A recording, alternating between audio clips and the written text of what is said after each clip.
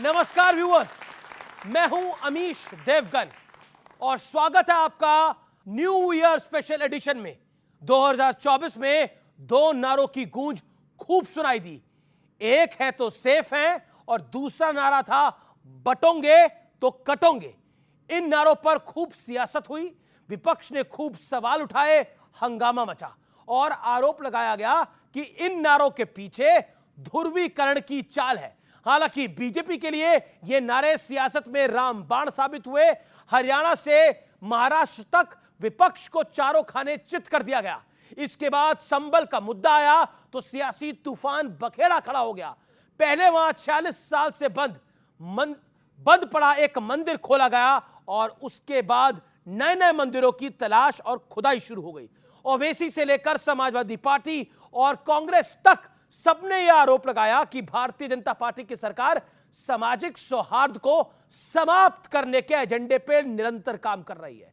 तो दूसरी तरफ वक्फ बोर्ड के खिलाफ भी मोर्चा खुल गया है। लेकिन 2024 की पूरी सियासत हिंदुत्व और सनातन से जुड़े मुद्दों के इर्द गिर्द ही घूमती रही, या फिर यूं कहे सरल भाषा में सनातन ही सियासत की धुरी बन गया। तो क्या नए साल यानी 2025 में भी यही ट्रेंड रहने वाला है? न्यू ईयर स्पेशल शो में इसी मुद्दे पर जनता जनार्दन के बीच सबसे तार्किक चर्चा होगी, सबसे सार्थक संवाद होगा। अभिनंदन है आपका आज के कार्यक्रम में सत्य, सनातन और सियासत 2025।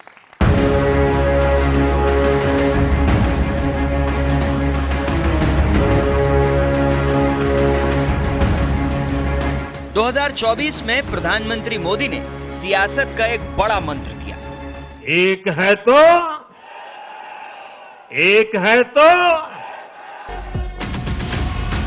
इसके बाद जब बांग्लादेश में हिंदुओं के साथ क्रूरता की खबरें आई तो सीएम योगी ने भी एक बड़ा नारा दिया, बटेंगे तो कटेंगे। बांग्लादेश में देख रहे हो ना, तो वो गलतियां यहां नहीं होनी चाहिए। और फिर पूरी सियासत इन दो नारों के इर्द गिर्द घूमने लगी और बीजेपी को इसका जबरदस्त सियासी फायदा भी मिला। लोगों को बोलते हैं बटेंगे तो कटेंगे। अगर ये काम कोई टेररिस्ट बोल सकता है, आप नहीं बोल सकते। और मैं मोदी को जवाब दे रहा हूं, इंसाफ है तो इंडिया सेफ है। इसके बाद संभल में जामा मस्जिद के सर्वे का मुद्दा सामने आया, जिसे लेकर पहले काफी हिंसा हुई और फिर एक के बाद एक नए नए मंदिर, कुएं और बावड़ी मिलने का दौर शुरू हो गया। संभल से लेकर बुलंदशहर तक, मुजफ्फरनगर से कानपुर तक दशकों से बंद पड़े मंदिरों को खोलने का सिलसिला शुरू हो गया। ये ऐसे ही ढूंढते रहेंगे, खोदते खोदते एक दिन अपनी सरकार को भी खोद देंगे। पिछली सरकारों के समय दंगे फसाद के कारण हमारी भारतीय संस्कृति को कुचला गया है, उसे तोड़ा गया, उसे दबाया गया है। बात काशी और मथुरा तक भी जा पहुंची है। सनातन बोर्ड की मांग उठ रही है और इसी बीच केजरीवाल ने दिल्ली का चुनाव जीतने पर मंदिर के पुजारियों और गुरुद्वारों के ग्रंथियों को 18,000 रुपए हर महीने देने का ऐलान कर दिया। हालांकि बीजेपी केजरीवाल को चुनावी हिंदू बता रही है, लेकिन इन सभी मुद्दों में एक बात कॉमन है, वो ये कि ये सारे मुद्दे सनातन से जुड़े हैं, हिंदुत्व से जुड़े हैं। तो सवाल है कि नए साल यानी 2025 में भी सनातन ही सियासत की धुरी बनने वाला है। आज इसी मुद्दे पर जनता के बीच होगी सबसे बड़ी बहस। 5 सवाल हैं। संविधान वाला नैरेटिव क्या हिंदुत्व के एजेंडे पर भारी पड़ेगा? सवाल नंबर 2, 2025 में खोदने और खोजने वाला योग क्या बीजेपी के लिए सत्ता का सहयोग बना देगा? बटोंगे तो कटोंगे, एक है तो सेफ है, क्या बीजेपी के लिए सियासत का रामबाण है? और बांग्लादेश में हिंदुओं पर अत्याचार से हमें क्या सीख मिली है, जिसकी बात योगी आदित्यनाथ ने करी, बीजेपी के कई नेताओं ने करी। और आज के मेहमान कौन है, एक एक करके मैं परिचय करा देता हूं। सबसे पहले डॉक्टर सुधांशु त्रिवेदी, बीजेपी के मेंबर ऑफ पार्लियामेंट है, राज्यसभा के 2nd टर्म और लोकप्रिय प्रवक्ता है। जोरदार तालियों से अभिनंदन है डॉक्टर त्रिवेदी का। स्वामी दीपांकर आध्यात्मिक गुरु हैं, जोरदार तालियों से आपका अभिनंदन है। अश्विनी उपाध्याय हैं, वरिष्ठ वकील हैं सुप्रीम कोर्ट के, ऑनरेबल सुप्रीम कोर्ट के, उनका अभिनंदन है। राजकुमार भाटी प्रवक्ता समाजवादी पार्टी के, लंबे अरसे बाद हमारी चर्चा में है, जोरदार तालियों से अभिनंदन है, मौलाना अंसार रजा, चेयरमैन गरीब नवाज फाउंडेशन के, जोरदार तालियों से अभिनंदन है। मेरे साथ मौजूद हैं मौलाना साजिद रशीदी, जाने माने मुस्लिम धर्मगुरु हैं, उनका अभिनंदन है। सुधांशु त्रिवेदी, सनातन और सियासत और साल 2025, अगर हम 24 की बात करें तो संविधान के का नैरेटिव 24 के लोकसभा में आप पे भारी पड़ गया था, लेकिन फिर आपने बाजी को पलटा, हरियाणा से लेकर महाराष्ट्र तक। सनातन भारतीय जनता पार्टी के लिए क्या है?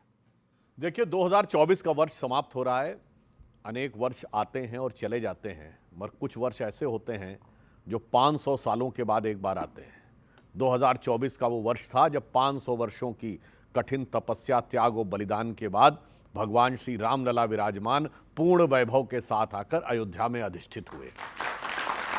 वहीं संविधान के विषय में कहूं तो भारत वो देश जिसे मदर ऑफ डेमोक्रेसी कहा जाता है। बहुत लोग सोचते होंगे कि इंग्लैंड के मैग्ना कार्टा में 1215 में पहली बार डेमोक्रेसी की शुरुआत हुई, पर हमारे भगवान वासवन्ना के अनुभव मंडपम कर्नाटक में, चोल साम्राज्य में इलेक्टेड, वोट के द्वारा इलेक्ट होने वाली ग्राम समितियां, वैशाली का गणराज्य, बौद्ध संघ और वेदों की सभाओं के जमाने के दौर से वैदिक काल की सभाओं को देखें तो उसने 75 वर्ष अपने संविधान के पूरे किए। उस दृष्टि से महत्वपूर्ण है। और एक और मैं फैक्टर बताना चाहूंगा, शायद युवा पीढ़ी को ध्यान हो, पहली बार ऐसा हुआ है कि गूगल ने ये ओपन किया है कि उसने क्वांटम कंप्यूटर की अपनी चिप विलो बनाई है, जिसकी स्पीड जानते हैं उन्होंने कितना दावा किया है कि 10⁻24 ईयर्स लगते एक नॉर्मल कंप्यूटर को जिस प्रॉब्लम को सॉल्व करने में, वो 5 मिनट में सॉल्व की जा सकती है। यानी ब्रह्मांड की आयु से ज्यादा समय लगेगा एक नॉर्मल कंप्यूटर को उसे सॉल्व करने में। इसका मतलब दुनिया नए युग में प्रवेश कर रही है और भारत भी नए युग में प्रवेश कर रहा है। इधर विज्ञान भी आगे बढ़ रहा है और इधर सांस्कृतिक स्वाभिमान भी उभर कर आगे बढ़ रहा है। और भारत के अंदरूनी संदर्भ में कहूं तो मैं कहना चाहूंगा, तीसरी बार सरकार बनी वो तो अलग है, कुछ भ्रम का माया जाल पूर्वार्ध में शुरू किया गया, यानी फर्स्ट हाफ ऑफ द उसमें, और सेकेंड हाफ आते आते, यानी सेकेंड हाफ ऑफ 2024 आते आते वो समाप्त हो गया। यानी वो इंडी गठबंधन का दौर जो जनवरी फरवरी में जब नया नया गठबंधन बना, जो एक दूसरे से कहते थे आपकी नजरों ने समझा प्यार के काबिल मुझे, कह रही हैं धड़कने बंदा परवर शुक्रिया, वो दिसंबर तक आते आते कहने लगे एक दूसरे से, जिस ढंग का आप देख रहे हैं गाली गलौज की भी भाषा आ गई आम आदमी पार्टी और कांग्रेस के बीच में, मानो वो एक दूसरे से कह रहे हों कि रहते थे कभी जिनके दिल में हम प्यार जान से भी प्यारों की तरह, बैठे हैं उन्हीं के कूचे में पर आज गुनहगारों की तरह। जी। तो दोनों तरफ का नशा उतरता चला गया। तो अंत में एक लाइन और कह दूं कि विपक्षी एकता के लिए मैं कहना चाहता हूं कि दरिया का सारा नशा उतरता चला गया, तू मुझको डुबाता रहा और मैं उभरता चला गया, और रंगत समझ में आई मगर आई देर से, कच्चा था बहुत रंग उतरता चला गया। जी, राजकुमार भाटी, ये 2025 में खोदने और खोजने वाला योग चलता ही रहेगा क्या? और क्या ये बीजेपी के लिए सत्ता का सहयोग है? आपने आज की चर्चा का विषय रखा है सनातन और सियासत। सनातन से मतलब है धर्म। धर्म और राजनीति दोनों ही मनुष्य के जीवन के बहुत अनिवार्य अंग हैं, बहुत महत्वपूर्ण अंग हैं। और अगर दोनों पर ठीक से चला जाए, दोनों का अतिक्रमण ना किया जाए, तो दोनों ही मनुष्य को बेहतर बनाने के लिए होते हैं, समाज को, देश को बेहतर बनाने के लिए होते हैं।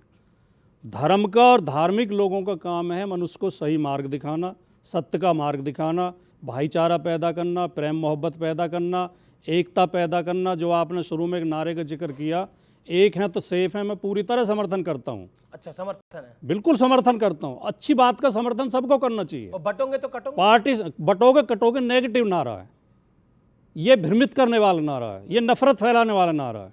एक हैं तो सेफ हैं, हमें एक रहना है। 142 करोड़ भारतीयों को एक भाई की तरह रहना चाहिए, एक परिवार की तरह रहना चाहिए, एक दूसरे के सुख दुख में काम आना चाहिए। धार्मिक लोगों का काम है अच्छा मार्ग दिखाएं, प्रेम मोहब्बत बढ़ाएं। लेकिन जब धार्मिक लोग नफरत फैलाने लगते हैं और राजनीतिक लोग जनता की जेब काटने लगते हैं, तब समस्याएं पैदा होती हैं। कुछ पंक्तियां बोलना चाहूंगा। बिल्कुल, बिल्कुल, बिल्कुल। कि जाने क्या जादू करते हैं मंदिर मस्जिद वाले लोग, नफरत को मजहब समझे हैं जग के भोले भाले लोग। जी। और पूरी सदी बीतने को है, गोरों को भारत छोड़े, पर कुर्सी के आगे अब भी थर्राते हैं काले लोग। और आओ सारे मिलकर दस्तक दें बहरे मैखाने पर, आखिर कब तक लिए रहेंगे यूं ही खाली प्याले लोग। जी तो धर्म के नाम पर तो नफरत फैलाना छोड़ें और राजनीति के नाम पे सबको अधिकार मिले, यही अच्छी बात ठीक है है। Sudhanshu 30 second 30 second. की कविता में नफरत को मजहब समझे वाली बात थी, ये धर्म आप बेकार में बीच में ले आए। आपकी बात से मैं सहमत हूं, बात नफरत एक को ही है, मजहब समझे भाषा- हैं नफरत फैलाने वाले देखिए, लोग। बात है, अर्थ एक ही है, भाषा का एक फर्क है, है। जमीन आसमान लेकिन का लेकिन अंतर देखिए ये आपको भी लगता है कि ये जो नारा है खास तौर पर बटेंगे तो कटेंगे, ये विभाजनकारी नारा है, ये नफरत भरा नारा है, जैसा समाजवादी पार्टी कह रही है, जैसा कांग्रेस कह रही है। हुआ बटेंगे तो कटेंगे, 2025 का नारा होगा घटेंगे तो कटेंगे, क्योंकि हम जहां जहां घटे वहां वहां कटे। अफगानिस्तान में घटे तो कटे, पाकिस्तान में घटे तो कटे, बांग्लादेश में घटे तो कट रहे हैं, कश्मीर में घटे तो कटे, जहां जहां घटे वहां वहां कटे। तो ये घटना रुकना चाहिए, और घट रहे हैं। घटने का मूल कारण है 5 तरीके का जिहाद: लब जिहाद, ड्रग जिहाद, घुसपैठ जिहाद, धर्मांतरण जिहाद, जनसंख्या जिहाद। इन 5 पे मेरी PIL है, मैं बात कंप्लीट कर रहा हूं। जो बातें कहता हूं सब सुप्रीम कोर्ट में एफिडेविट पे देता हूं। प्रतिदिन 10,000 हिंदुओं का धर्मांतरण हो रहा है, धर्मांतरण जिहाद चल रहा है। 5 करोड़ घुसपैठिए 2017 में आ चुके थे, उनकी संख्या 6 करोड़ हो चुकी है, वो भी उससे भी डेमोग्राफी बदल रही है। जी 90,000 बच्चे रोज पैदा हो रहे हैं, उसमें हिंदू मात्र 45,000 पैदा हो रहे हैं। लब जिहाद की घटनाएं और ड्रग जिहाद बहुत तेजी के साथ आ गया है। स्कूल और कॉलेज में हिंदू लड़के और लड़कियों को बड़े प्लान्ड वे में टारगेट करके उनको ड्रग एडिक्ट बनाया जा रहा है। जब वो ड्रग एडिक्ट हो रहे हैं तो पॉर्न एडिक्ट हो रहे हैं, और कुछ दिन के बाद उसमें नपुंसकता की दवाई दी जा रही है, और धीरे धीरे बाद में ये हो रहा है कि संख्या घटती चली जा रही है। इसको ये बहुत बड़ा मुद्दा है। अगर हम घटेंगे तो कटेंगे। और भाटी जी ने बिल्कुल सही कहा, मजहब ही नफरत करना सिखाता है, मजहब ही नफरत करना सिखाता है। नहीं तो अयोध्या में कभी जन्मभूमि नहीं टूटती, मथुरा में जन्मभूमि नहीं टूटती, काशी मथुरा भद्रकाली भोजशाला अटाला, ये मजहब नफरत सिखाता है, इसलिए तोड़े गए। एक वाजिब सवाल है। अंसार रजा और रशीदी साहब, सियासतदान तो सियासत की बात करेंगे, उनका काम है सियासत की बात करना, लेकिन क्या आपको लगता है नैरेटिव बिल्डिंग भी बहुत महत्वपूर्ण है? मुस्लिम पॉलिटिकल लीडरशिप ने भी मुसलमानों को वो नहीं दिया जो उनको देना चाहिए था। देखिए, मुसलमानों ने आज़ादी के बाद में किसी मुसलमान को अपना लीडर माना ही नहीं। बिल्कुल, हमेशा हमने हिंदुओं को अपना लीडर माना है। नेहरू से लेकर आज नरेंद्र मोदी तक मुसलमान वैसी को नहीं कबूल कर रहा है। आप देख रहे हैं, बहुत मेहनत के बाद भी कबूल नहीं कर रहा है। आपको याद होगा, मुस्लिम लीग एक पार्टी हुआ करती थी, अब नाम भूल गए लोग उसका, क्योंकि वो मुस्लिम लीग थी। तो मुसलमानों ने कभी नहीं मुसलमान को अपना नेता माना, ना कभी मुसलमान ने ये सोचा कि हम लीग से हटकर अपना कोई नया ऐसा नैरेटिव बनाएं जिससे हम अपने हिंदू भाइयों से कट जाएं, या बिल्कुल अपना एक राजनीतिक ऐसा कोई महल बनाकर तैयार करें कि उसमें हमारे हिंदू भाई ना हों। कभी नहीं सोचा मुसलमान ने। ये तो राजनीति की नफरत है कि हिंदू मुसलमान को अलग अलग कर दिया। किसने कराई है? राजनीति की नफरत, मैं बताता रहा हूँ, राजनीति की नफरत है। पर ब्लेम तो आपका सारा भारतीय जनता पार्टी पे होता है। मैंने किसी का नाम नहीं लिया। नहीं, हमेशा तो आप कह सकते हैं। नहीं, आप ये तो आप मैंने किसी का तो आपको लगता है बीजेपी भी मुसलमानों से उतना ही प्यार करती है ना? नहीं, सुनिए, ना मैंने ये कहा कि प्यार करती, ना मैंने ये कहा कि नफरत करती है, मैंने कहा ही नहीं। मैंने तो ये कहा कि राजनीति ने नफरत फैलाकर मुसलमान और हिंदू बना दिया। क्या बनाना था, क्या बना बैठे, कहीं मंदिर बना बैठे, कहीं मस्जिद बना बैठे। हमसे तो अच्छे ये परिंदे हैं जनाब, कभी मंदिर पे जा बैठे, कभी मस्जिद पे जा बैठे। बड़ी शानदार बात कह रहे हैं, लेकिन एक ये बनाने पे मुझे याद आया, इसका जवाब दीजिए। काशी में इतनी जमीन थी, मंदिर के बगल में ही मस्जिद कैसे? और साथ ही साथ मथुरा में इतनी जमीन थी, मंदिर के बगल में मस्जिद कैसे? और अयोध्या में तो रामलला का जन्म हुआ था, वही मस्जिद कैसे? ये मतलब ये सहयोग था या प्रयोग था? आपको लगता नहीं है कि ये वाकई त्रुटि थी? मुझे बोलने दीजिएगा, बीच में बिल्कुल बोलने दूंगा मैं आपको, 40 सेकंड आपके। देखिए, हमारे सामने बाबरी मस्जिद का उदाहरण है जी, और सुप्रीम कोर्ट का फैसला है। आप सुप्रीम कोर्ट के फैसले की व्याख्या कीजिए, आपको पता चलेगा कि जो पिछले कई सौ साल से एक नैरेटिव गढ़ा गया था कि साहब मंदिर तोड़ के मस्जिद बना है, सुप्रीम कोर्ट ने धड़ाम कर दिया, उसको खत्म कर दिया। सुप्रीम कोर्ट साहब झूठ नहीं, बोल बीच रहे में हैं। मत आपने पढ़ाई नहीं अच्छी की बात है, मतलब। आप बीच में प्लीज बोले। बीच में मत वो अपनी बात को 30 अरे सेकंड में सुप्रीम कोर्ट मॉब खुद लिंचिंग मत clarify कीजिए। करेगा। आप सुप्रीम कोर्ट को लॉयर है, मैं आपको पूरा मॉब माजरत लिंचिंग मत सम्मान कीजिए। दूंगा। कौन से पन्ने एक पे सेकंड कौन सा शांत पैरा रहिए, में लिखा हुआ है? सुधांशु त्रिवेदी जवाब देंगे, आप पहले 30 सेकंड बोल लीजिए। मैं सिर्फ ये कहना चाहता हूं, सुप्रीम कोर्ट ने स्पष्ट और साफ लफ्जों में ये कहा कि हमें ऐसा कोई शख्स नहीं मिला कि मंदिर तोड़कर मस्जिद बनी हो। और बाकी सुप्रीम कोर्ट ने यह भी कहा कि 1992 में जो बाबरी मस्जिद को तोड़ा गया वो इलीगल तरीके से तोड़ा गया। और भी एक चीज बढ़कर कही, यह भी कहा जो लोग इस कॉन्स्पिरेसी में शामिल थे उनके खिलाफ कार्रवाई होनी चाहिए। दूसरी बात, जब आपने मूर्तियां रखी तीसरे गुंबद के नीचे, आपने कहा रामलला यहां प्रकट हुए, मंदिर तो वहां नहीं बना। मंदिर तो उस जगह बना है जहां 67 एकड़ जमीन जो नरसिम्हा राव सरकार ने एक्वायर कर ली थी, मंदिर तो वहां बना है, वहां तो बना ही नहीं जहां गर्भगृह था। आप लोगों की तो थ्योरी ये भी है कि जहां गर्भ ये जो नहीं, रखने भटकाओ के लिए नहीं, अमीश रखने के भटकाओ लिए नहीं, डीएम चुपचाप रखवा के चले भटकाओ गए। नहीं, अमीश भटकाओ नहीं। नहीं, मैं भटकाओ नहीं, मैं तो कह रहा हूं विषमय हूं। मंदिर उस जगह नहीं बना जहां आपने गर्भगृह ठीक, बताया ठीक, था। ठीक। मंदिर सर, बना अब है आप- 67 अब एकड़ जमीन पर। आपको लगता है जो- कि आपको लगता है कि इस देश की हिंदू पॉपुलेशन 500 सालों से जिस मंदिर का इंतजार कर रही थी वो मंदिर उस जगह नहीं बना, तो मैं आप पे ही छोड़ता हूं। झूठ बोलकर क्यों नहीं, किया? ठीक आप है, कह ओके, देते मंदिर सुधांशु चाहिए, त्रिवेदी। बात खत्म हो गई। इन्होंने बोला था परिंदे जाके कभी मंदिर पे कभी मस्जिद पे जा बैठे। मैं समझ ही नहीं पा रहा हूं ये कौन से परिंदे थे जो कि प्योरली हिंदू तीर्थ स्थल के बीच में जाते थे और प्योरली हिंदू मंदिरों के बीच में एक जगह में जाके बैठ जाते थे, फिर कहते थे ये तो सब मस्जिद हमारी बनाई हुई। मतलब किसी के दिमाग में बात समा ही नहीं सकती। काशी का इस्लामिक कल्चर में कोई इंपॉर्टेंस नहीं, पूरा वो इलाका हिंदू रिलीजियस, मोहल्ला Hindu religious, place Hindu religious, और नीचे भी दिख रहा है कि वो उसके ऊपर, मगर साहब वो मस्जिद हमारी। मथुरा के साथ भी यही, पूरे इस्लामिक स्क्रिप्चर में उसका कोई उल्लेख नहीं, अयोध्या का कोई उल्लेख नहीं, संभल का कोई उल्लेख नहीं। तो ये परिंदे जगह कम कौन होती सी- होगी सुधांशु त्रिवेदी सुनिए, उस दौर में जगह कम होती होगी। मैं बता रहा हूं, सुनिए 10 सेकंड, जगह कम होती होगी। मुगल बादशाह को जगह नहीं मिलती होगी ना। अमीश 10 नहीं, सेकंड, इसके 10 लिए सेकंड आप दीजिए। उनके स्क्रिप्चर्स पढ़ लीजिए, उनके शाही फरमान पढ़ लीजिए, बहुत साफ समझ में आएगा। मौलाना साहब एकदम सरासर गलत बयानी कर रहे हैं।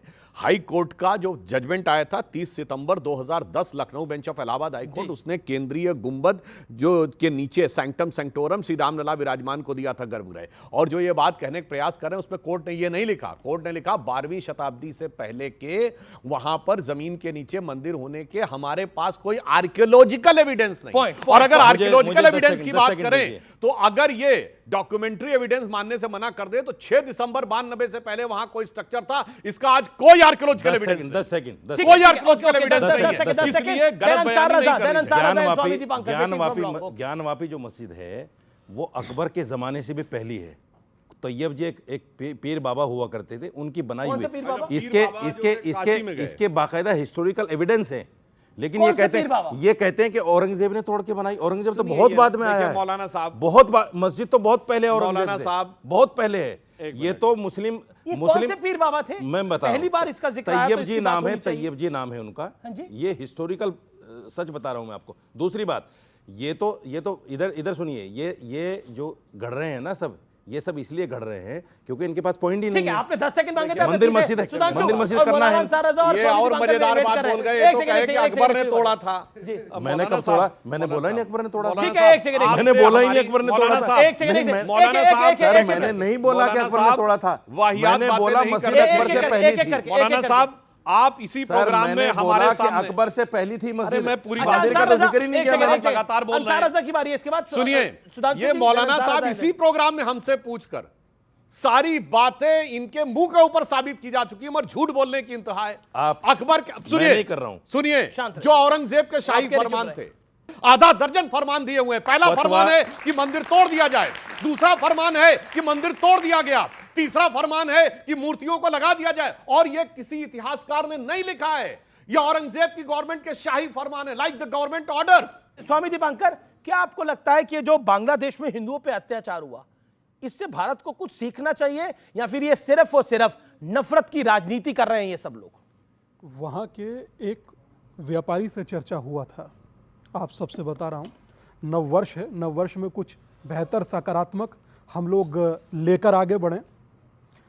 तो व्यापारी ने कहा कि मेरे पास यहाँ दुकान भी था, मकान भी था, व्यवसाय भी बहुत अच्छा था, मगर हम लोगों का मतलब सिर्फ अपने काम से काम रखना था।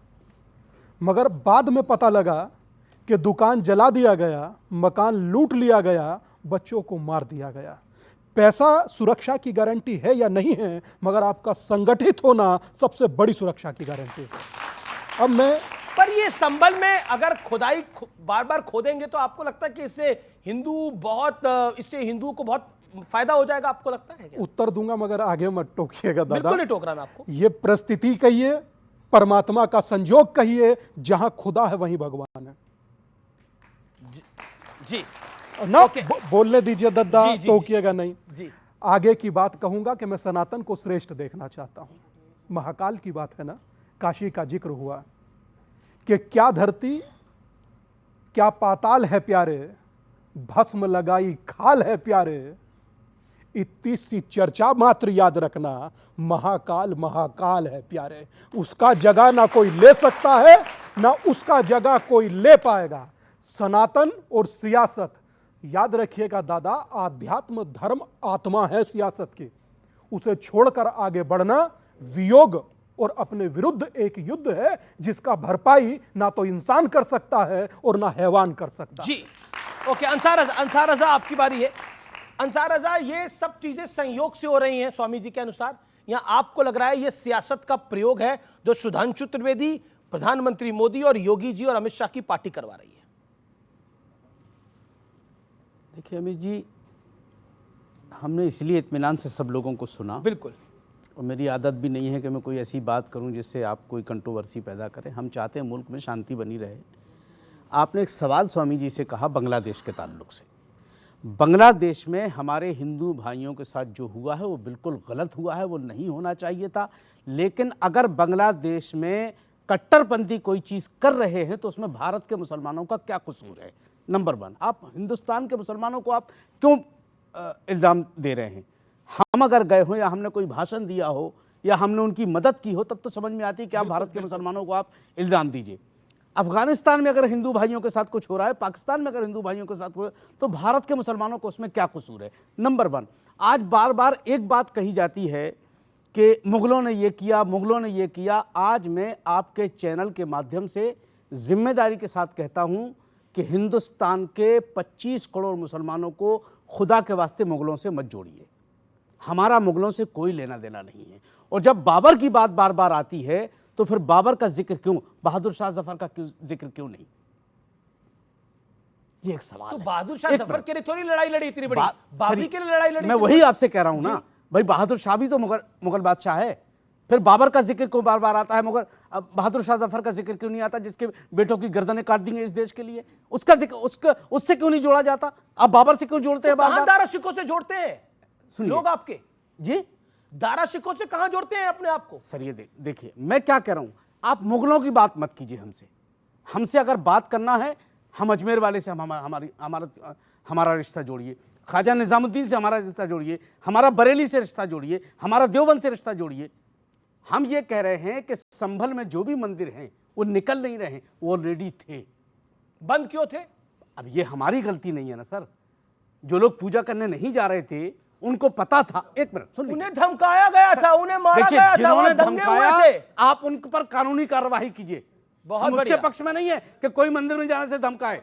एक मिनट, अभी बनारस में एक मंदिर निकला जी, निकला ना जी, और वहां मुसलमानों ने क्या कहा कि भाई हमें कोई एतराज नहीं है, जो आए अपना पूजा करे, ना हमने कभी रोका है ना कभी हम रोकेंगे। अभी मुजफ्फरनगर में जब मंदिर के लिए प्राण प्रतिष्ठा पूजा शुरू हुई, लोगों ने फूल डाले, तो इसको क्यों भूल जाते हैं लोग? एक सेकंड, जी जी जी, पहली बात तो फूल इसलिए डाल रहे हैं क्योंकि बाबा की सरकार है। अखिलेश जी की सरकार होती तो पत्थर फेंकते और संभल में पत्थर फेंका। आपको याद है ना बाबा पार्लियामेंट में कैसे रोए थे? सुनिए, मैं नहीं याद है आपको? नहीं, मैं वो नहीं याद है आपको? अंसार रजा की बात को हमें डरा रहे हो। अंसार रजा की बात को आगे बढ़ा रहे हो। बाबा से हमें डरा रहे हो। अंसार राजी आगे, बाबा खुद डरे हुए थे पार्लियामेंट में। सुन अब क्या बात कर रहे हैं? हाँ सुन लीजिए। ऐसा मत बोलो ना। जिस दिन अब्दुल कलाम साहब का जनाजा निकल रहा था, उसी दिन याकूब मेनन जनाजा नहीं निकल रहा था, मैयत जा रही थी। जनाजा नहीं निकलता। हाँ ठीक है, उसी दिन याकूब मेनन की भी अंतिम यात्रा निकल रही थी। उसी दिन सेम डे याकूब मेनन जो आता, मैं बीच में डिस्टर्ब मत करिए प्लीज, बीच में डिस्टर्ब मत करिए जो बात कर रहे हैं, शांत रहिए। याकूब मेनन जो आतंकवादी था, जिस दिन उसकी अंतिम यात्रा निकल रही थी उस दिन भूतपूर्व राष्ट्रपति अब्दुल कलाम साहब की यात्रा निकल रही थी। अब्दुल कलाम साहब की अंतिम यात्रा में 10,000 लोग थे, उसमें मैक्सिमम हिंदू थे, और आतंकवादी जो याकूब मेनन की यात्रा में लगभग 1.5 लाख लोग चल रहे थे, वो कौन थे? दूसरी बात ये मुझे समझ में नहीं आ रहा है, कानून बना, कोर्ट में चैलेंज हुआ, कोर्ट ने आदेश दिया सर्वे करो, और उसके बाद पत्थरबाजी हो रही है और संभल के पत्थरबाजी को जस्टिफाई किया जा रहा है कोर्ट के आदेश के बाद। इससे बड़ा क्या हो सकता है? एक सेकंड, अंसार आजाद 30 सेकंड। संभल में जो भी पत्थरबाजी हुई है वो गलत हुई है, पत्थरबाजी नहीं होनी चाहिए थी, लेकिन 5 बच्चों की जान भी गई, उस पर भी बात करनी चाहिए। वो तो कहा जा रहा है कि तुर्क और पठानों की लड़ाई थी। सर मैंने ये तो नहीं कहा कि ये 78 में थी, अब नहीं थी, 78 में थी वो। अभी की तो बात तुर्क और पठान की थी, अभी जो 78 में थी वो, अब नहीं एक थी। नैरेटिव ये सेट किया गया है कि वहां की पुलिस को बचाना है, इसलिए मुसलमानों और पठानों की बात, तुर्कों और पठानों की बात आ रही है। 5 लोगों की जान गई, चाहे वो तुर्क था या पठान था। एक तुर्क और पठानों का विवाद है कि नहीं? कोई विवाद नहीं, अब नहीं है कुछ, कोई विवाद नहीं, अब नहीं है, पहले कोई विवाद नहीं। अरे 78 की लड़ाई 5 बच्चों की जान गई, चाहे वो तुर्की था या पठान था, लेकिन 5 बच्चे मारे गए। जी जी, उसका इंसाफ कौन देगा? Okay okay. और संभल में जो 200 लोग काट दिए गए थे उनका हिसाब? सर हमने काटे हिसाब की हाँ आपने काटे, पूरी बात सर हमने काटे। देखिए मैं एक बड़ी लॉजिकल सी बात, मैं एक लॉजिकल सी बात कहता हूं, जो लोग अभी आप वकील होकर कैसी बात कर रहे हैं? जिसको आप डिफेंड कर रहे हैं, हम किसी को नहीं चाहते। मैं एक बड़ी टेक्निकल बात कह रहा हूं। जो लोग अभी प्लेसेस ऑफ वर्शिप एक्ट की बात करते थे, उनमें से मैंने एक को नहीं बोलते सुना। संभल के मंदिर तो ज्यादातर 1978 में बंद हुए ना, यानी 1947 के प्लेसेस ऑफ वर्शिप एक्ट के हिसाब से उनका वर्शिप का स्टेटस अलग था ना। कोई चूं बोला सेक्युलरिज्म का सूरमा उत्तर से दक्षिण तक कि कम से कम उनमें तो 47 का स्टेटस बहाल होना चाहिए ना। प्लेसेस ऑफ वर्शिप एक्ट की एक तरफा व्याख्या होगी, यानी जो मस्जिद थी वो यथावत रहेगी, मंदिर टूटते रहेंगे, कोई फर्क नहीं पड़ता। कश्मीर में टूटते रहे, संभल में टूटते रहे, मालदा में, धुबरी में, बरपेटा में, करीमगंज में, कहीं भी होता रहे, वहां कोई नहीं कहता कि वही स्थिति रहनी चाहिए जो 15 अगस्त 47 को है। और मैं विनम्रता से एक और बात कहना चाहता हूं, अगर 15 अगस्त 47 की स्थिति रखना चाहते हो तो खुले दिल से आओ, फिर कहो वक्फ बोर्ड में भी 15 अगस्त 47 से पहले का कुछ नहीं होना चाहिए। 30,000 एकड़ जमीन थी, 30,000 एकड़ रखो। अब वो तो 15 अगस्त के बाद 9,60,000 एकड़ हो जानी चाहिए, मगर मंदिरों के बारे में कहना है नहीं उसमें तो प्लेसेस ऑफ वर्शिप एक्ट रहना चाहिए। और एक और बात मैं कहना चाहता हूं संभल में, एक लाइन से, जो दुखद घटना हुई थी 1978 में, वहां की घटना स्वामी जी ज्यादा बेहतर जानते हैं, उस क्षेत्र के रहने वाले हैं। बनवारी लाल का हाथा था जहां हुआ था, और जो मंदिर मिले हैं वो क्या कहा था, सैनियों का मोहल्ला था। आज मैं भारत के लाखों दर्शक जो आपके देख रहे हैं, कान खोल के सुनना चाहिए। सैनी समाज ओबीसी में आता है और बनवारी लाल जी वैश्य थे, वो अगड़े में आते हैं।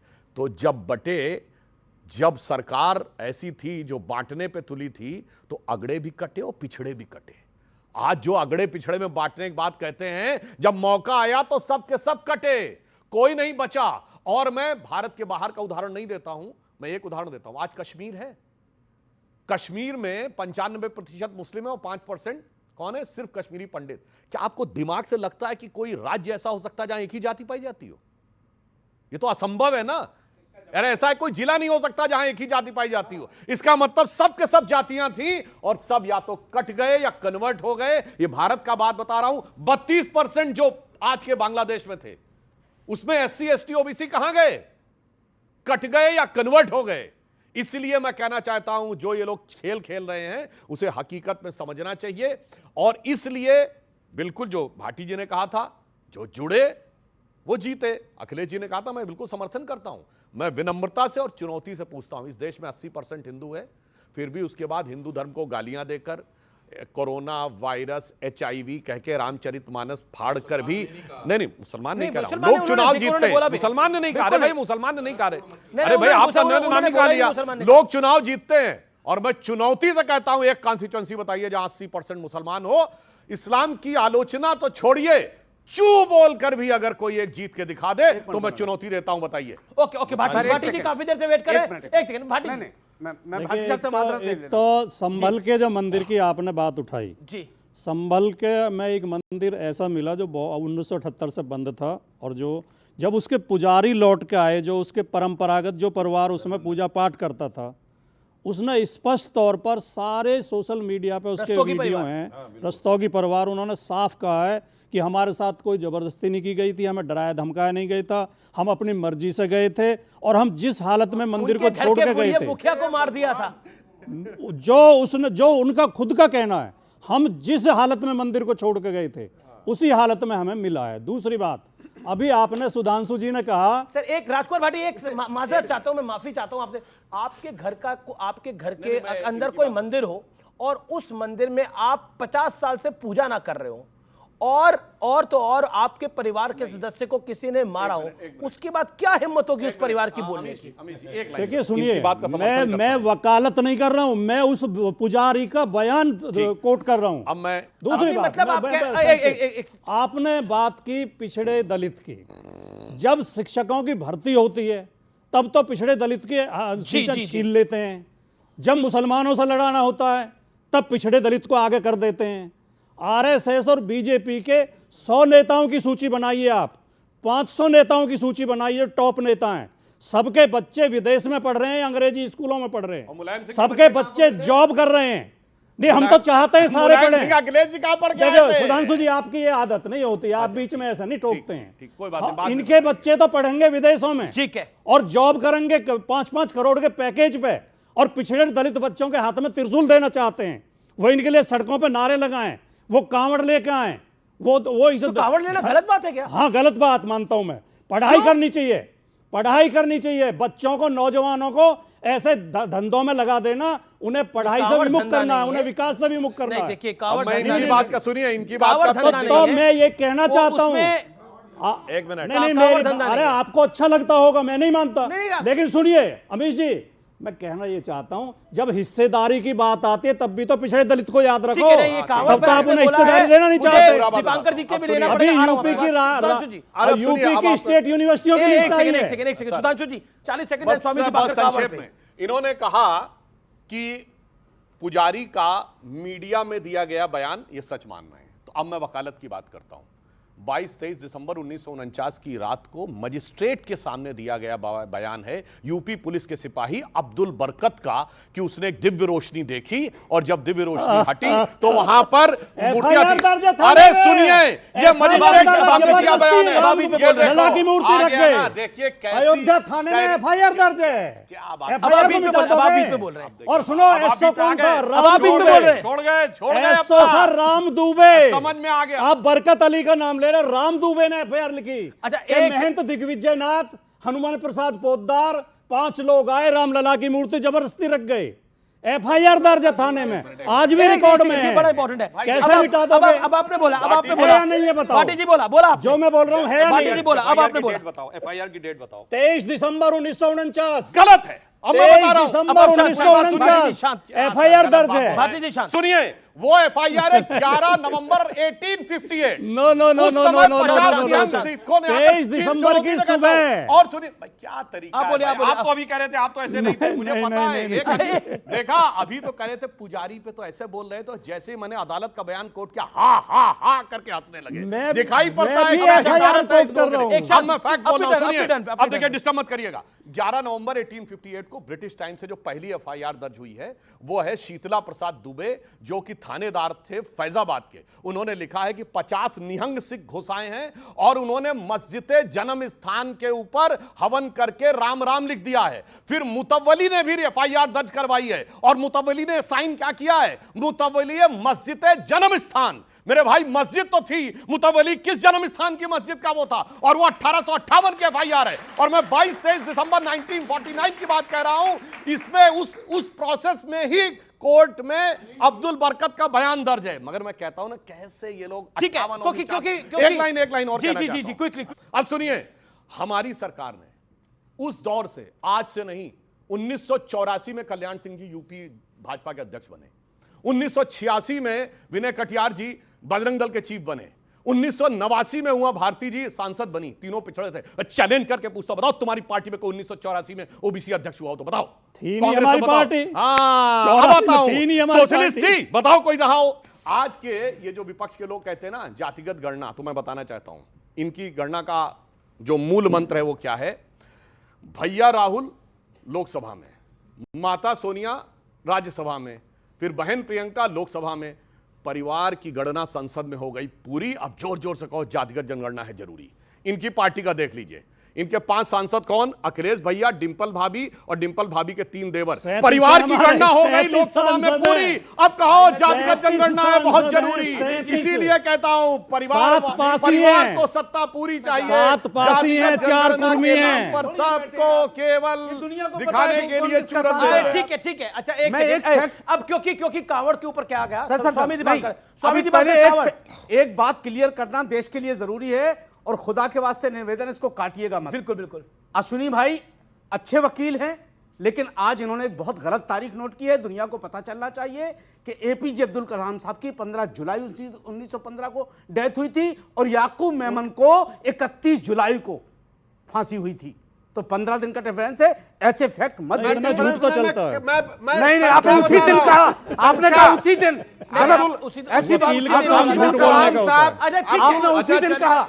अब्दुल कलाम साहब के जनाजे में 10,000 करेक्शन आप जायज बात है, नोटेड बात है। हाँ, ये बिल्कुल एडिट करेंगे। नहीं दिन नहीं महीना तो एक था, स्वामी मगर जो मुद्दा स्वामी अब्दुल कलाम बात है शांत। ओके अंसार रज़ा आपने अपनी बात सुनिए, वो बात अंसार रज़ा ने बात सही कही, तो मैं और सिर्फ एक लाइन पूछना चाहता स्वामी हूं दिवाकर कि मैं 2025 पे आता हूं। देखिए 78 में दंगे हुए संभल के अंदर और 2024 में सामने आया। मैं कोट कर रहा हूं विनीत गोयल को, पुतला बनाकर उस पर आटा लगाकर अंतिम संस्कार किया। विनोद गोयल ने बताया कि दंगे में जान गंवाने वाले उनके पिता बनवारी लाल समेत कई लोगों के शव तक उनके परिवार को नहीं मिले थे। उनमें घास फूस डालकर और ऐसे पता लगा कि उनके पिता का देहांत हो गया है। चश्मे की डंडी जली हुई जब मिली तब पता लगा कि परिवार का एक सदस्य नहीं रहा है। अब भाटी यहां पर कहा जा रहा है तमाम विपक्षियों द्वारा कि हमने रोका थोड़ी था, कोई खुद ही रुक गया तो हम क्या कर सकते हैं? कोई किसी को डराया नहीं गया था, कुछ हुआ नहीं था। आप तो उस इलाके से आते हैं। समझिए कि जिनके शव तक ना मिले, चश्मे की डंडी से पहचान हो, उन्हें रोका नहीं गया था, बचे थे वो, करने को ना था। पहली बात। दूसरी बात, भाटी जी ने कावड़ का लेट नहीं कोई फैक्ट नहीं है। फिर क्या फायदा? फरिश्ते आए थे कर गए। बोलने दीजिए ना दादा, बोलने दीजिए। हिंदुओं को दुश्मन बोलने सुनिए ना दादा, बोलने दीजिए। आप बोले, मैं सुना ना। मुझे लगता है कि हिंदू कुश में भी कोई नहीं आया था, खुद ही हम लोग वहां भी मर गए। कांधार भी कोई नहीं आया था, हम स्वयं मर गए। पाकिस्तान में भी हमें किसी ने नहीं मारा, हम स्वयं मरे। केरला फाइल, कश्मीर फाइल जिन्हें झूठ, Kerala file, Kerala file, Kashmir file जिन्हें झूठ लग रही थी, बांग्लादेश लाइव चल रही है, वहां भी हम बेफिजूल मर रहे हैं। SC ST OBC चाहे जो भी, मैं तो कहूंगा हिंदू मर रहा है। पर मैं एक मूल प्रश्न कहना चाहता हूं, क्या हिंदुओं को ही मार रहे हैं बांग्लादेश के अंदर? क्योंकि वो कह रहे हैं बाकी तो कोई और नहीं मार रहा। मुझे अब इससे मजाक होगा। अब नहीं, मैं सवाल पूछ रहा हूं। ये फनी है? फनी नहीं, सवाल पूछा गया। इससे ज्यादा दुखद कुछ हो सकता है कि किसी पति के सामने पत्नी का रेप होना, भाई के सामने बहन का रेप होना, और उसके बाद आकर के इस मंच पर झूठी निंदा कहकर एक शब्द बोलना। हमारी इसमें क्या गलती है? लेट ना दादा, हमें ये दादा अमीश अगर बोलने नहीं देंगे तो यार नहीं चलेगा। कौन मना कर रहा है? बोलने दीजिए ना। आप बोलिएगा, मैं मना कर रहा हूं। इस देश के अंदर सर तन से जुदा के नारे पर लाखों की भीड़ सड़कों पर आती है। बांग्लादेशी काट दिए गए, एक आदमी बताइए जो आया हो। और बात करना मात्र निंदा। अमीश जी, तो हमें बोलने का मौका है ना। और हमास और हिजबुल्लाह के लिए अमीश इस देश के अंदर हो जाएगी ना फिर। यार ये तो गलत, एक तरफा कैसे हो रही है? आप बोले, एक सेकंड, आपके बीच में नहीं बोले जाए। अगर बिल्कुल एक तरफा नहीं हो रही होता, आप बोले, हम लोग चुप रहे भाई। और रही बात भाटी जी ने कावड़ की कही, कावड़ एकमात्र ऐसा उत्सव महोत्सव हिंदू आस्था का केंद्र है जिसे बच्चा मनोती के तौर पर मांगता है और पूरी होने पर हरिद्वार से जल लेकर आता है। पहला। दूसरा, एकमात्र कावड़ ऐसी है जिसमें करोड़ों हिंदू मात्र भोला होते हैं, त्यागी यादव ब्राह्मण ठाकुर नहीं होते। और उसके बाद भी देश के सर्वोच्च बड़े मंच पर बैठकर कहना कि कावड़ बेकार की बात है, तो मैं ये देश के विवेक पर छोड़ता हूं कि कावड़ पे बोला गया, आपने बोला क्या बोला था? कावड़ एक धंधा है। मैं आप मेरे से आदरणीय हैं, लेकिन मैं ये कहता हूं कि धंधा वो है जो 200 राम भक्तों पर गोली चलाई गई थी, उसको धंधा कह सकते हैं आप, क्योंकि वो समाजवादियों का धंधा है। हिंदुओं पर वार करना, हिंदुओं का मारना, ये समाजवादियों का धंधा है। लेकिन कावड़ का भी धंधा नहीं हो सकता। और मैं एक चीज और सांबल पे कह सकता हूं, सांबल पे जब पुलिस वाले वहां पे सर्वे करने आए, वो सर्वे में एक्शन का रिएक्शन हुआ, सर्वे करने नहीं दिया गया। जब वहां पे पथराव हुआ, पथराव के अंदर पथराव को तो मौलाना अंसार अजहर ने भी जस्टिफाई नहीं हाँ, किया। पथराव जब हुआ, पथराव में पुलिस वालों ने अपना बचाव के लिए एक्शन लिया। एक्शन में 5 व्यक्ति, मैं बिल्कुल एक ऑडियंस के 2-3 ले लूं। ओके, आपका और किसी का कोई पॉइंट है? ओके ओके, बोलिए क्या पॉइंट है आपका? यात्रा के बारे में ये टिप्पणी की जी सर, हज यात्रा के बारे में क्या विचार है? हम भी तो पूछना चाहते हैं हज यात्रा के बारे में अपना विचार बता दीजिए। तो पूछना चाहते हैं अभी हज यात्रा के बारे में सुधांशु त्रिवेदी, सुनिए अमीश जी, अरे भाई ये अरे आप टिप्पणी करने की बात है ना। ये बताएं, हिंदू मुस्लिम सुधांशु त्रिवेदी और अश्विनी उपाध्याय कांवड़ लाए थे क्या? ईमानदारी से अमीश, मैं कांवड़, शिव की शपथ है, कांवड़ तो मैं भी नहीं लाया, आप भी नहीं लाए, मैं भी नहीं लेकर आया। और क्या? मैं यही कहना चाहता हूँ, मैं वही कहना चाहता हूँ। मैं कहना चाहता हूँ, दलितों को लगा देते हैं।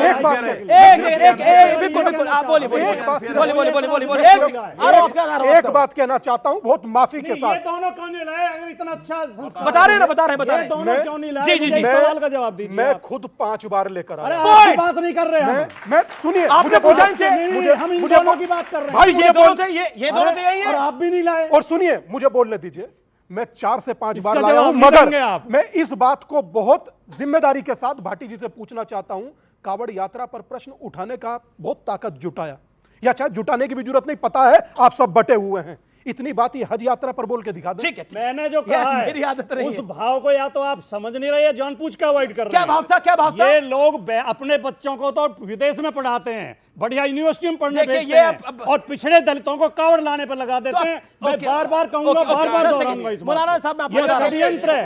यूपी का एक नेता बताइए जिसका बेटा विदेश में पढ़ा हो, मुख्यमंत्री का बताइए।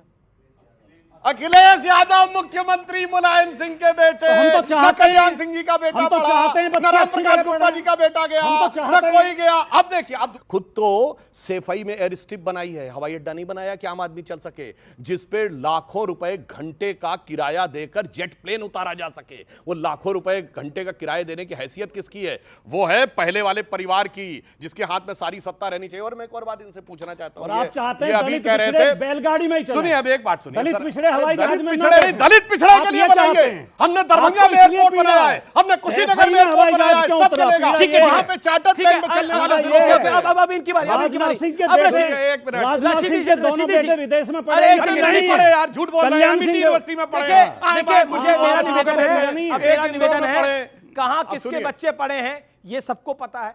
अखिलेश जी कहाँ पढ़े हैं, कल्याण सिंह के तो हम तो बच्चे कहाँ चाहते हैं पढ़े सबके बच्चे अच्छी मोदी जगह जी पढ़े कहाँ हैं। पढ़े हैं, हम अमित तो शाह जी चाहते हैं कहाँ पढ़े पढ़ाई हैं, पे ध्यान सारा दिया विषय हो जाए। गया। नए साल के स्पेशल एडिशन में रुकेंगे एक अंतराल के लिए, लेकिन अंतराल के उस पार तमाम सवाल हैं और तमाम जवाब हैं। एक बार फिर एक बड़े सवाल के साथ हम वापस आ रहे हैं, देखते रहिए ये नए साल का खास शो। नहीं बोलिए, ये है बगैर रोजा रखे रोजा अफ्तार करते थे, रोजेदार थे क्या? बगैर रोजेदार के रोजा अफ्तार रखते थे, बिल्कुल सही बात बताइए, है। मजाक उड़ाना नहीं था। अरे इन्हें कहना चाहिए मौलाना को कि इस्लाम का मजाक उड़ा रहे हो। और देखिए चुप्पी, सुई पटक सन्नाटा हो गया।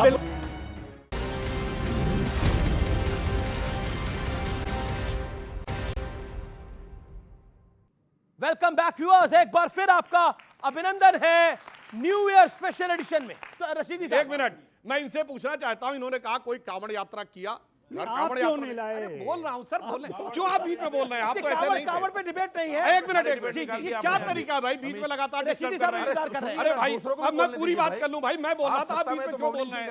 अरे मैं इनको जवाब दे रहा हूं, आपको मौका दे रहा हूं, आपको मौका दे रहा हूं, आप बीच में क्यों आ रहे हैं? आपको मौका हमारा दे इनकी रहा हूं, बात, आपको हमारे यहाँ अनेक प्रकार के पर्व त्योहार होते हैं, और उसमें कोई नवरात्र का व्रत रखता है, तो कोई गणेश चतुर्थी मनाता है। ठीक है, अगर कांवड़ यात्रा नहीं की तो जाके कांवड़ का जल भी नहीं चढ़ाया। ये बताइए, रोजा अफ्तार की तो दावत करते थे, रोजा रखते थे?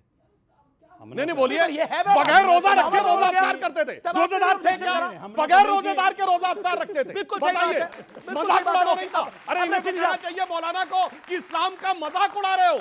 जो इस्लाम में आस्था नहीं रखता, जो मुस्लिम नहीं है, जो रोजेदार नहीं है, वो रोजा अफ्तार देता था, मगर वो अच्छा लगता है। और देखिए चुप्पी, सुई पटक सन्नाटा हो गया, रोजेदार थे कि नहीं? बोलेंगे मैं बिल्कुल नहीं चाहता कि कोई भी सियासी आदमी रोजा अफ्तार पार्टी करवाए, और ना जाना चाहिए, ना करवाना चाहिए। बहुत बढ़िया, बात खत्म हो गई। ठीक है, तो राहुल जी को समझाइए पहले तो आप। आज तक नहीं करवाई राहुल ने, आज तक नहीं करवाई राहुल ने। एक सेकंड देखिए, 2025 में क्या होता हुआ देखते हैं आप। मेरी एक बात समझ में नहीं आती, 2014 से पहले ये साहब तो थे उस वक्त, हमारे धर्मगुरु साहब, ये थे 2014 से पहले भी। 2014 से पहले कभी इन्होंने हिंदू मुस्लिम नहीं किया।